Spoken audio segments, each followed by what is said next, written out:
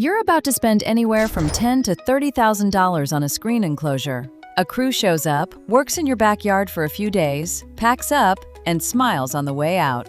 And you have absolutely no way to tell whether they did it right, not until the first real storm. So here's what a proper installation actually looks like, step by step.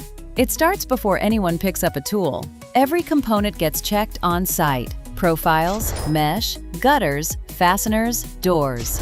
A serious crew matches everything against the project documentation before work begins. If a part is wrong or missing, you find out now. A crew cutting corners finds out when they're halfway through assembly. Then comes the gutter, and it goes up before the walls. It mounts to your house fascia and does two jobs: structural connection to the home and water drainage. In Florida, a summer storm can drop 2 inches of rain in 20 minutes. A gutter installed as an afterthought shows it. One done right is invisible. It just works.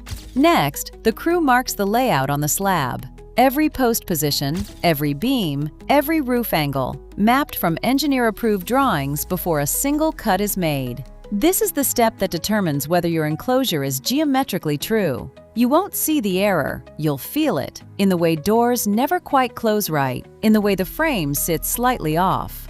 Profiles are cut on site, then pre-assembled flat on the ground into large rectangular panels. Crews call them envelopes. Perfect corners, no distortion, then lifted into place as a unit. It takes longer to do it this way, which is exactly why some crews skip it. Lifting and anchoring is where the real difference lives. The columns go into the concrete using chemical anchors, a resin that bonds into the pores of the slab and distributes the load along the full length of the shaft, not just a screw biting into the surface. The difference between a cage that moves in a Category 1 and one that doesn't. Doors go in with spring-loaded closers, so wind doesn't throw them open and stress the frame. Downspouts are angled to drain away from the base, not pool around it. Then, support cables and K-braces, diagonal members that lock the structure against lateral movement. In high wind zones, these aren't optional.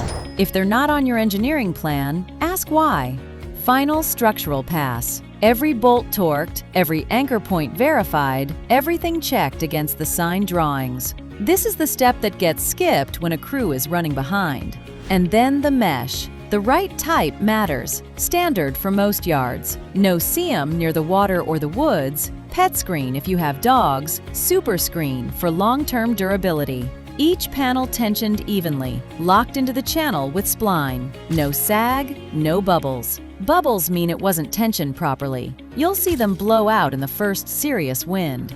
The job closes with a full walkthrough. Every joint, every door, every surface. Tools out, debris cleared. That's 11 stages. Each one has a right way and a faster way. And the faster way is what you're paying for when you go with the lowest bid. At Screen Factory, Florida, every installation follows engineered drawings, chemical anchoring, and a final inspection walkthrough. If you want to know exactly what you're getting before anyone shows up, free on-site measurement, no obligation. Link is in the description. Modern solutions, timeless quality.